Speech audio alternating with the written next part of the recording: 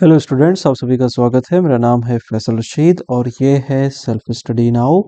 आज की इस वीडियो में हम लोग कंप्लीट इंग्लिश ग्रामर बुक से एक्सरसाइज नंबर 30 को स्टडी करने वाले हैं। चलिए इस वीडियो को शुरू करते हैं और एक्सरसाइज 30 को सॉल्व करते हैं। हमारे सामने क्वेश्चन दिया गया है, fill the blanks with suitable relative pronouns. इस एक्सरसाइज में हमें जो ये ब्लैंक स्पेसेस दी गई हैं, हमें इन्हें फिल करना है रिलेटिव प्रोनाउंस के जरिए, यानी कि जो भी रिलेटिव प्रोनाउन सुइटेबल होगा हम इन ब्लैंक स्पेस में उसको फिल करेंगे। लिखा हुआ है वी ऑलवेज लाइक बॉयज, फिर इसके आगे लिखा हुआ है स्पीक द ट्रूथ। हमें यहाँ पर रिलेशन इस्टेब्लिश करना है बॉयज के साथ, यानी कि हमें ये बताना है कि ये बॉयज जो हैं वो ट्रूथ बोलते हैं, यानी सच बोलते हैं। हम यहाँ पर यूज करेंगे हु का। हु एक नॉमिनेटिव प्रोनाउन होगा, यहाँ पर ये वापस से बॉय को रिफर करेगा। ये सेंटेंस कुछ इस तरीके से लगेगा, हु स्पीक द ट्रूथ, यानी जो सच बोलता है। कौन सच बोलता है? बॉयज। अगला सेंटेंस है we saw the dog worried the cat. हमें बीच में जो ये ब्लैंक स्पेस दी गई है, इसमें हमें एक रिलेटिव प्रोनाउन को फिल करना है।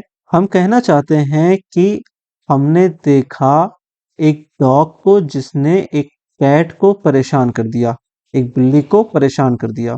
तो हम डॉग को रिफर करना चाहते हैं, इसलिए हम यहाँ पर दैट का यूज करेंगे। तो ये सेंटेंस हो जाएगा we saw the dog that feared the cat. अगला सेंटेंस ही और इसके बाद एक ब्लैंक स्पेस, फिर लिखा हुआ है does his best shall be praised. यहाँ पर हम वापस से ही को रिफर करना चाहते हैं। हम यहाँ पर अगर हु यूज कर लें तो हम वापस से ही को रिफर करेंगे। सेंटेंस कुछ इस तरीके से हो जाएगा he who does his best shall be praised. चलिए नेक्स्ट क्वेश्चन पे चलते हैं।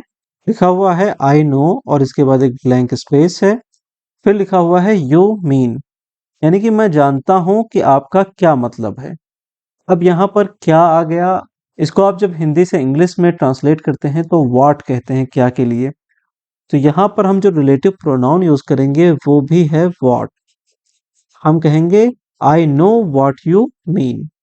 फिर चलिए अगले सेंटेंस पे चलते हैं। लिखा हुआ है she has gone to Chennai और इसके बाद एक ब्लैंक स्पेस है, फिर लिखा हुआ है इज हर बर्थ प्लेस। हम यहाँ कहना चाहते हैं कि वो चेन्नई चली गई, जो उसका जन्म स्थान है। बर्थ प्लेस यानी कि जन्म स्थान। तो चेन्नई कौन चला गया? शी चली गई है चेन्नई। हम यहाँ पर कहना चाहते हैं चेन्नई के लिए कि जो चेन्नई है वो शी का बर्थ प्लेस है। हम यहाँ पर यूज करेंगे विच। ये सेंटेंस हो जाएगा she has gone to Chennai which is her birth place. फिर चलिए अगले सेंटेंस पे चलते हैं। लिखा हुआ है I have seen the bird और इसके बाद एक ब्लैंक स्पेस, फिर लिखा हुआ है यू डिस्क्राइब। अब इस सेंटेंस में हमें ये बताना है कि जो बर्ड है जिसको यू ने डिस्क्राइब किया था उसको आई ने देखा है। हम बर्ड की बात करना चाहते हैं तो हम यहाँ पर दैट यूज कर लेंगे। ये दैट यहाँ पर एक एक्यूजेटिव केस में होगा। I have seen the bird that you describe. चलिए नेक्स्ट सेंटेंस पे चलते हैं। लिखा हुआ है I do not know the man, फिर एक ब्लैंक स्पेस है, फिर लिखा हुआ है हिट द बॉय। अब यहाँ हमें मैन के लिए एक रिलेटिव प्रोनाउन यूज करना है, यहाँ पर हम हु को यूज करेंगे। ये सेंटेंस हो जाएगा I do not know the man who hit the boy. फिर चलिए अगले सेंटेंस पे चलते हैं। लिखा हुआ है ही गेव अवे और फिर एक ब्लैंक स्पेस है, फिर लिखा हुआ है ही डिड नॉट नीड। अब इस सेंटेंस में हम क्या भरें जिससे कि ये सेंटेंस कंप्लीट हो जाए। हम कहना यहाँ पर ये चाहते हैं कि उसने वो दे दिया जिसकी उसे जरूरत नहीं थी। अब हम जिसकी बात करना चाहते हैं तो हम यहाँ पर दैट का यूज कर सकते हैं, या फिर अगर आप चाहें तो आप व्हाट का भी यूज कर सकते हैं। तो he gave away that he did not need, या फिर he gave away what he did not need.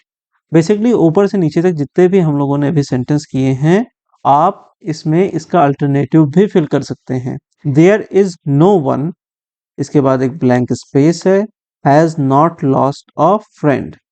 तो हम कहना चाहते हैं कि कोई भी नहीं है जिसने एक दोस्त न खोया हो। अब यहाँ पर आप यूज कर लें हु का। ये सेंटेंस हो जाएगा there is no one who has not lost a friend. तो ये सेंटेंस आपका कंप्लीट हो जाएगा। चलिए नेक्स्ट पेज पे चलते हैं। यहाँ पर लिखा हुआ है हियर इज द पेन। अब इसके बाद आप देखेंगे ब्लैंक स्पेस है। You lost.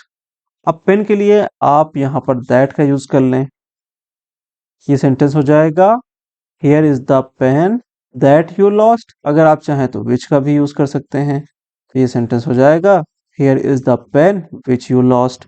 फिर अगला सेंटेंस है मोस्ट पीपल गेट, फिर इसके बाद एक ब्लैंक स्पेस और फिर लिखा हुआ है दे डिजर्व।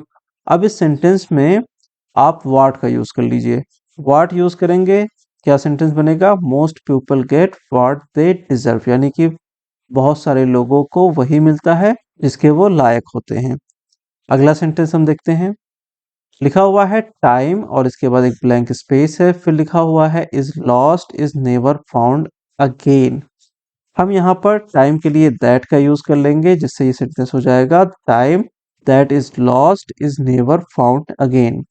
फिर चलिए नेक्स्ट सेंटेंस पे चलते हैं। नेक्स्ट सेंटेंस में लिखा हुआ है I did not know the person और इसके बाद ब्लैंक स्पेस, फिर लिखा हुआ है कॉल्ड।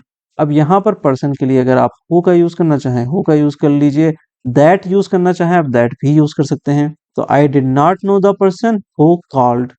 फिर अगले सेंटेंस पे चलते हैं। लिखा हुआ है ही इज अ मैन, इसके बाद एक ब्लैंक स्पेस है, फिर लिखा हुआ है यू कैन ट्रस्ट। तो हम यहाँ पर यूज करेंगे whom का और ये सेंटेंस हो जाएगा he is a man whom you can trust. अब यहाँ whom देखिए ये एक एक्यूजेटिव केस का प्रोनाउन है।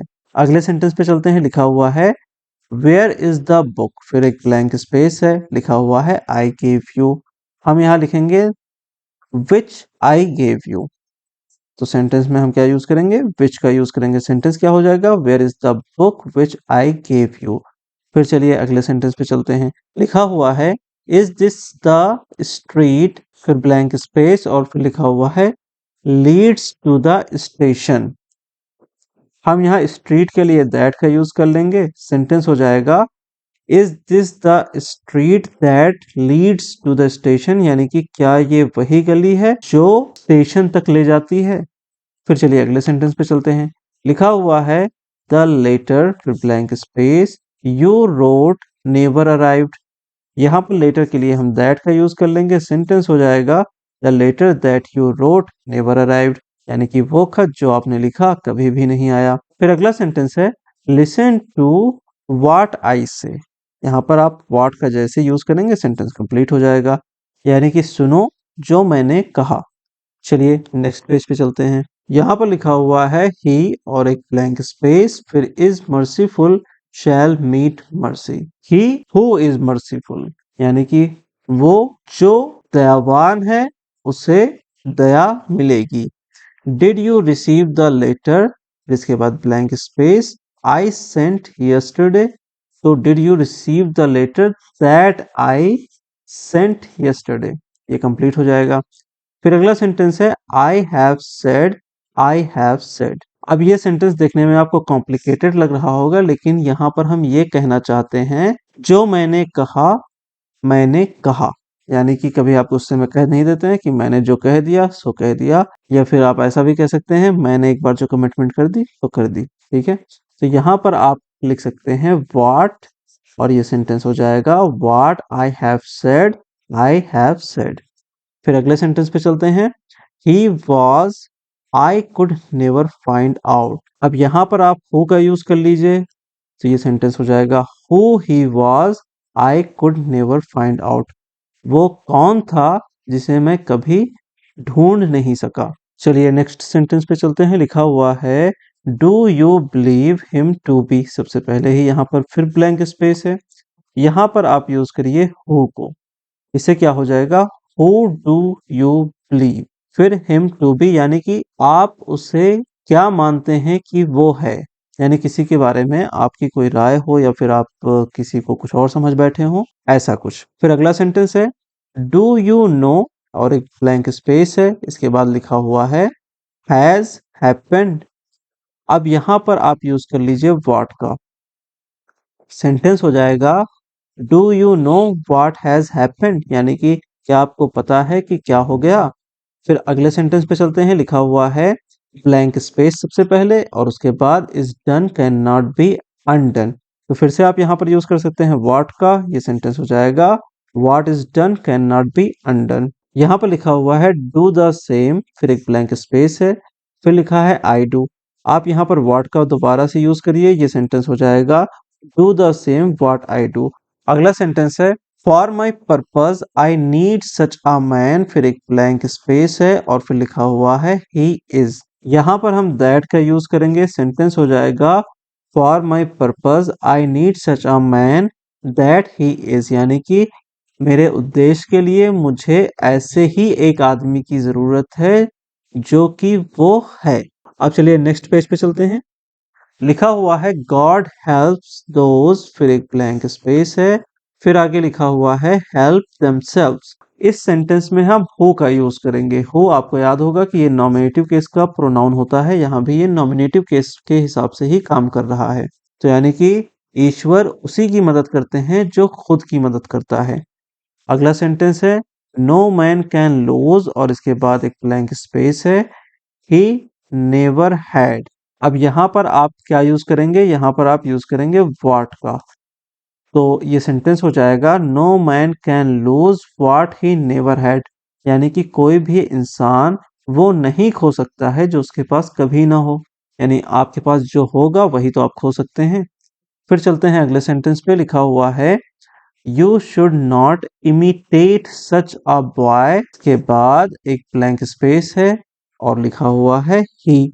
इस सेंटेंस में आप दैट का भी यूज कर सकते हैं और अगर आप एक दूसरा रिलेटिव प्रोनाउन यूज करना चाहें, अगर दैट को यूज करते करते थक गए हो तो आप एज का भी यूज कर सकते हैं, ये भी रिलेटिव प्रोनाउन का ही काम करेगा।